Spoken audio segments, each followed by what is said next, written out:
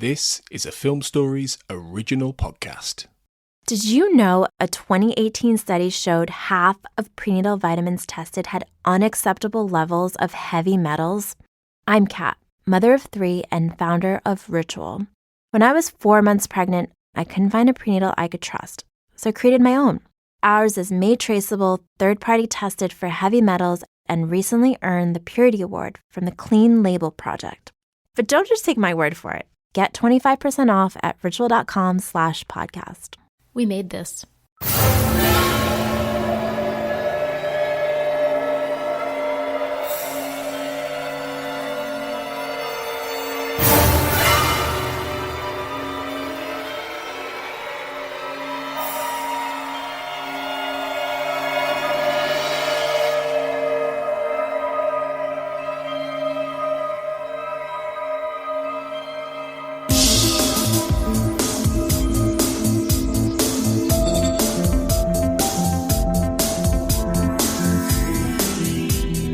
Hello everybody and welcome back to the Xcast. As ever, the truth is in here. This is our special Fight the Future Minute podcast that you're listening to. I'm Carl Sweeney, today's host, and this is our coverage of minute 27 of the film. We're really cracking on through these now. It's been a lot of fun so far. And this minute that we're talking about here, it begins at the 26-minute mark as we see the last few seconds of the preceding scene at FBI headquarters. We see Agent Scully, and this minute ends with Mulder pouring his heart out to a bartender, as I will be discussing with Katie Doe. Hi, Katie. Hi, Carl. How are you? I'm really good, thanks. It's nice. I think one of the good things about this Fight the Future Minute thing that we're doing is that, well, for me at least, I've been able to speak to a few people I haven't talked to before. So yeah, it's really nice to talk to you for the first time. Yeah, we haven't chatted before. I'm excited. Yeah, we haven't. And am I right in thinking this is it's not your first recording, but chronologically this is the first minute you've been on? Chronologically, yes. But yeah, I recorded a ways down the line a couple days ago. Yeah, well, that's one of the other interesting things about this project is being done in a really kind of haphazard order. But yeah, it's cool. So what about this film then? So maybe we should start there, like your overall thoughts on Fight the Future. So are you a big fan of this film? I'm a pretty big fan, yeah. I remember all the hype kind of back in the day when it was announced and when it was coming out and, you know, seeing the trailers and everything. And it was like a very exciting time for X-Files. So I don't try to be delicate. I don't know how old you are, Katie. So I'm assuming you saw this in the cinemas then. So I did. I was in high school, just finishing up high school when it came out. And do you think the film kind of lived up to what you expected, what you hoped? You know? I think so. Yeah, it was, you know, such a big spectacle. And so different than seeing it. Plus, you know, the TVs we had back in that day, too, they were, you know, pretty small and not the big HD ones that you have now. So it was amazing seeing all the big set pieces on the screen and hearing the score, you know, pounding in your ears. It was fantastic. Yeah, I remember the first time you hear the reworked version of the X-Files theme. It's kind of an incredible feeling. Yeah, the first note, just the cheer went up. Yes, exactly. Well, we don't do that in the UK. We don't really react in cinemas. No, yeah, you get it here sometimes. Yeah, I think you're much more passionate audience in America from what I can gather.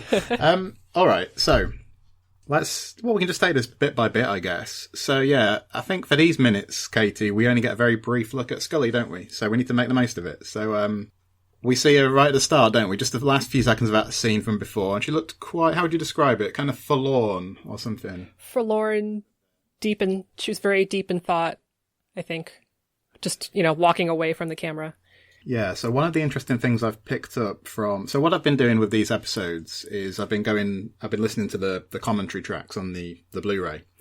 And I'm not sure if people know, there are actually 2 commentaries. It depends on whether you pick the extended edition or the theatrical. Oh, okay. I think there's one with, I think it's Chris Carter and Rob Bowman from back in the day, like whenever the film first came out on disc.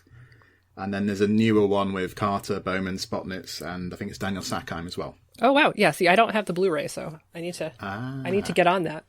And there's some good stuff on there. So, like, just before we move on to the bar, they talk about how, because I guess this is filmed in LA, and it's before the show moves to LA, isn't it, of course? But they've had to recreate everything, like things like that we've seen before, like the FBI building. We're not actually seeing the same building that we've seen previously. We've seen a different set, aren't we? Mm-hmm. And they're saying, what they said on there was that the way the set was designed for the FBI building here kind of informed the way they would build it for the LA era as well. I guess it's true. I was thinking, I guess we do see a little bit more of the FBI building in later years, don't we? I guess I'm thinking of something like Triangle. Like we never actually see that much of the FBI building before that, do we? But then maybe we do see a bit more when they move down to LA or something. You do, yeah. There's a lot more kind of walking through corridors and various offices, and yeah, that's true.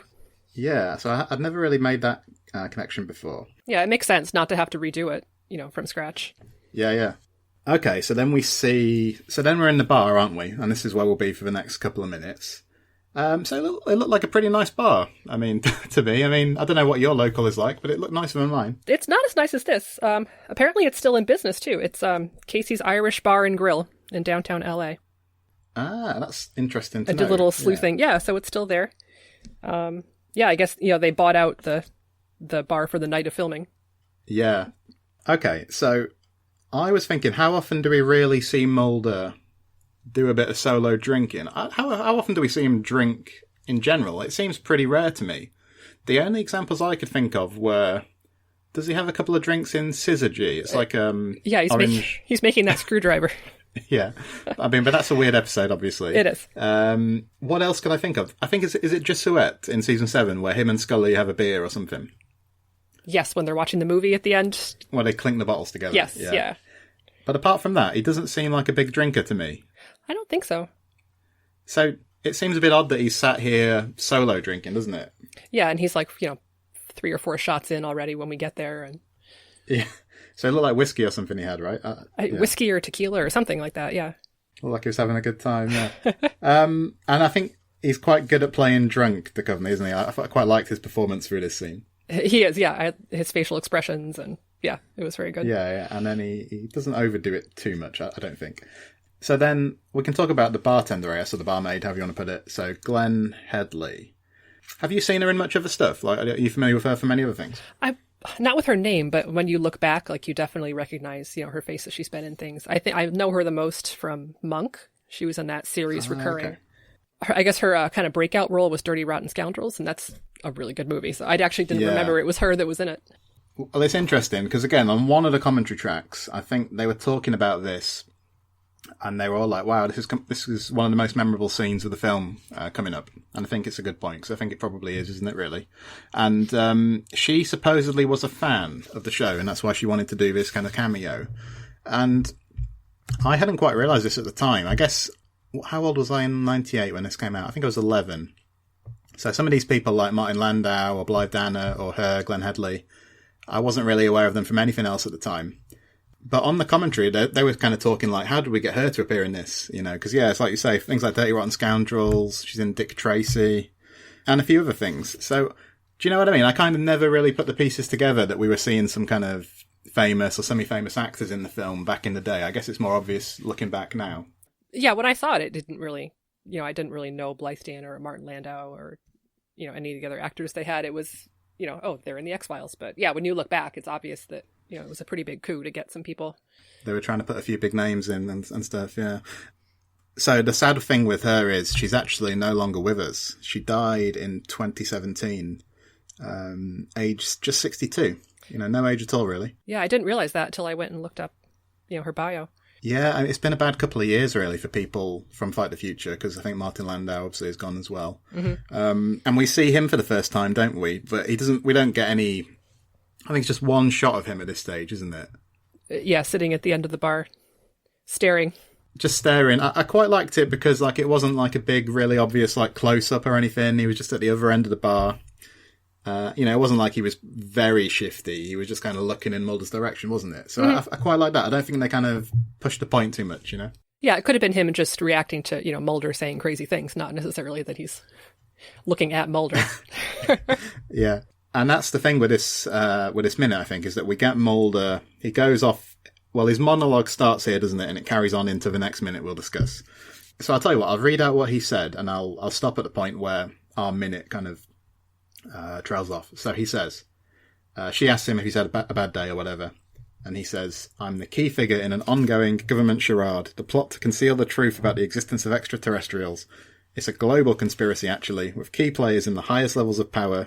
That reaches down into the lives of every man, woman and child on this planet.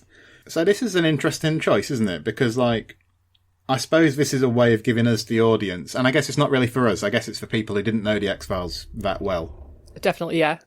Yeah, it gives us a lot of the backstory about where they've, how they've got to this point, I guess. Do you think it's too much of a catch-up? Do you think they could have done this differently? Do you think it's a bit too obvious? Or how do you feel about it?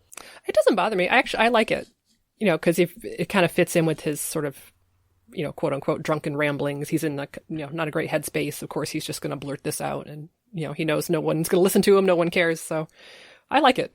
I suppose it's interesting because there are different ways they could have done it. Like, they've had that FBI hearing, haven't they? Where if they'd wanted to, they could have given somebody at the hearing some version of this to kind of say, you know what I mean? Or they could have offloaded it onto something else, or they could have had Mulder and Scully talk and this comes out.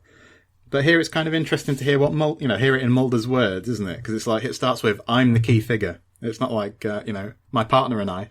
Right. It's, I'm the key figure. Yeah, I like it here. I think if they did it in the hearing, it'd be a little too heavy-handed because all those people, they know it already. Scully knows it already, so. Yeah. And I think what Carter says on the commentary track is that, like, you had to, with this film, he wanted to find a way of mixing, like, the personal drama with kind of the wide-scale action, the fact that this is a massive conspiracy. And I suppose a monologue like this is a way to do that, isn't it? Because it talks about, it touches everybody on the planet, but it's very much about his kind of role in it as well. So I guess I can see what Carter's saying there. I guess it is a fairly decent way to do that. Okay, we got a couple more minutes to go here. So I'll tell you what I pulled up on the internet earlier. I pulled up an article called Amazing Facts About Cocktails and Bartending.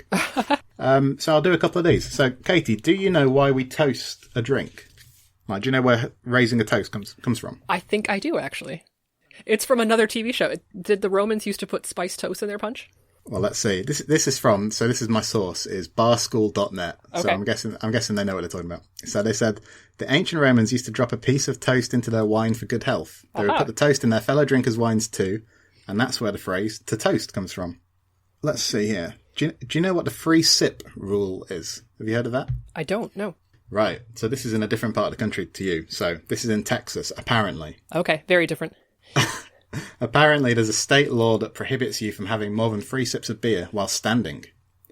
Interesting. So, yeah, I don't know. I mean, I think Adam Silva is from Texas. So, Adam, let us know about this. What happens if what happens if you go for a 4th sip? Are they afraid you're going to tip over, or? It's, I don't know. I mean, yeah, maybe that's it. Maybe it's a public decency thing. I don't know. Interesting. Yeah.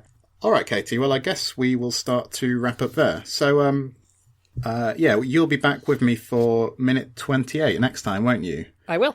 Which is kind of the concluding part of this monologue, and the last bit of the scene with Mulder in the bar. So yeah, really looking forward to that. Listeners, thanks very much for joining us today for minute 27 of Fight the Future. Until next time, remember, as always, trust no one. Previously on the We Made This Network. By Projection Light. No Orchids for Miss Blandish has an interesting history, to say the least. Upon its release in 1948, critics and audiences were scandalized by the subject matter, most notably the relatively graphic violence and open portrayals of sexuality. A bartender is smashed in the face with a glass jug, a man is beaten to death, and another 2 are shot in the space of about 15 minutes. As to portrayals of sex, there's a scene between Jack LaRue and Linda Travers, who play Slim and Miss Blandish respectively, where LaRue slides his hand into Travers' cloth robe and cups her breast. Unsurprisingly, where the film wasn't banned, it smashed box office records.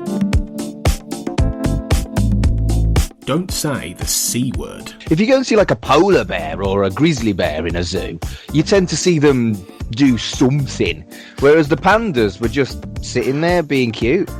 Have you ever seen The Sopranos? No, actually. Maybe I should do that during lockdown. You should. It's the best TV show ever made, but also pandas are kind of like a lot of the characters in The Sopranos, because they just spend most of that show sat there doing nought and eating, but it's still somehow amazing. That's pandas. If I were to see them, I don't want to see them through bars or through glass. I want to get in there with them. This is a genuine question, I don't know. Would a panda maul the fuck out of you, or would it be... Well, no, not me, but you, absolutely. Right, so obviously I'd be behaving like an idiot. Is there a way to stop a panda mauling you? Punch it in the face, really hard. Don't punch a panda. Make it so. And either way, we don't really know exactly where Saru is, but we know Landry is with Lorca 100%. And so then that even creates a larger disconnect for Burnham, that she's coming on the ship where people are loyal. And so she really is the outsider. We get a little dissonance with Stamets because he's like, well, this is science, and doesn't want to be involved in the war per se. But we get that Burnham is this complete outsider on every turn that she makes. And I think Landry's important with that because she is so devoted and loyal to Lorca. Check out all of these shows and more on the We Made This podcast network.